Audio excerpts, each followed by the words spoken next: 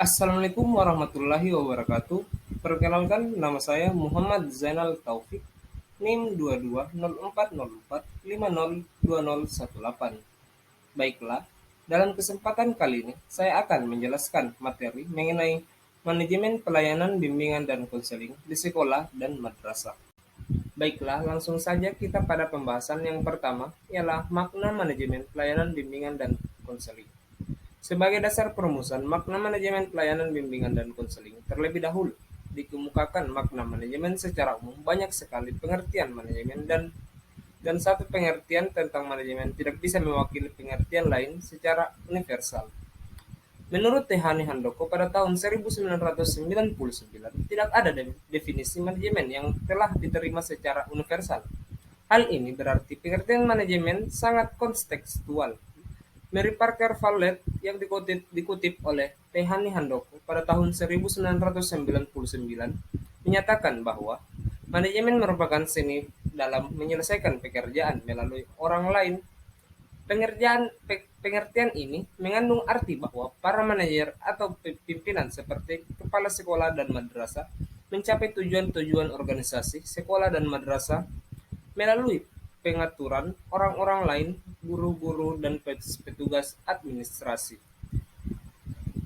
untuk melaksanakan berbagai tugas yang mungkin diperlukan atau dengan tidak melakukan tugas-tugas itu sendiri.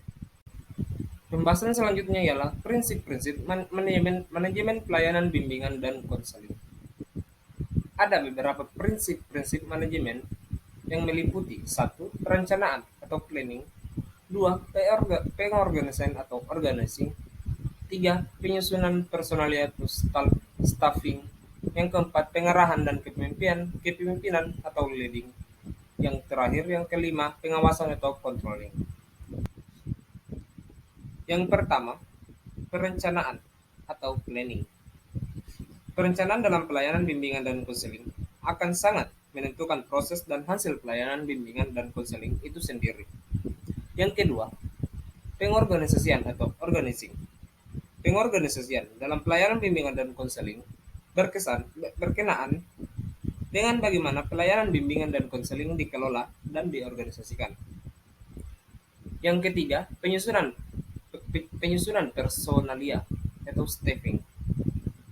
Penyusunan personalia, prinsip ini dalam pelayanan bimbingan dan konseling berkenaan dengan bagaimana para personalia atau orang-orang yang terlibat dalam aktivitas pelayanan bimbingan dan konseling ditetapkan dan disusun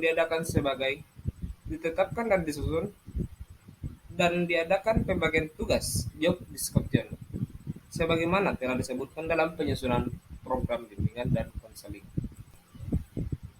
Yang keempat, pengarahan dan kepemimpinan atau leading. Kepemimpinan, prinsip ini berkenaan dengan bagaimana mengarahkan dan memimpin para personalia layanan bimbingan dan konseling sehingga mereka bekerja sesuai dengan job atau bidang tugasnya masing-masing. Kelima dan terakhir, pengawasan atau controlling. Prinsip ini dalam pelayanan bimbingan dan konseling berkenaan dengan bagaimana melakukan pengawasan dan penilaian terhadap kegiatan bimbingan dan konseling, mulai dari penyusunan rencana program hingga pelaksanaannya. Materi selanjutnya, pola-pola manajemen pelayanan bimbingan dan konseling di sekolah dan madrasah. Sekolah dan madrasah merupakan suatu lembaga sosial. Selain itu, sekolah dan madrasah juga merupakan suatu unit kerja. Sebagai suatu unit kerja, sekolah dan madrasah dikelola atau diorganisasi menurut pola-pola atau kerangka hubungan struktural tertentu. Yang dimaksud pola manajemen pelayanan bimbingan dan konseling adalah kerangka hubungan struktural antara berbagai bidang atau berbagai kedudukan dalam pelayanan bimbingan dan konseling di sekolah dan madrasah. Dan selanjutnya, pembahasan materi kita ialah koordinator pelayanan bimbingan konseling di sekolah atau di madrasah. Sebagai penanggung jawab utama pelayanan bimbingan dan konseling, koordinator memegang administrasi bimbingan, yaitu mengatur kerjasama tenaga-tenaga bimbingan dan mengarahkan semua aktivitas atau kegiatan bimbingan dan konseling di sekolah dan madrasah. Yang bersangkutan koordinator bersama dengan anggota-anggota staf bimbingan yang lain membentuk suatu tim kerjasama yang secara bersama mengusahakan pelayanan bimbingan di sekolah atau madrasah seoptimal mungkin. Dan kita masuk pada pembahasan kita yang terakhir, ialah implementasikan aspek-aspek MBS dalam pelayanan bimbingan dan konseling di sekolah dan madrasah. Yang pertama, makna dan tujuan MBS. MBS adalah pengorganisasian dan penyelenggaraan sumber daya yang dilakukan secara otomatis ataupun mandiri oleh sekolah melalui sejumlah input manajemen untuk mencapai tujuan sekolah dalam kerangka pendidikan nasional.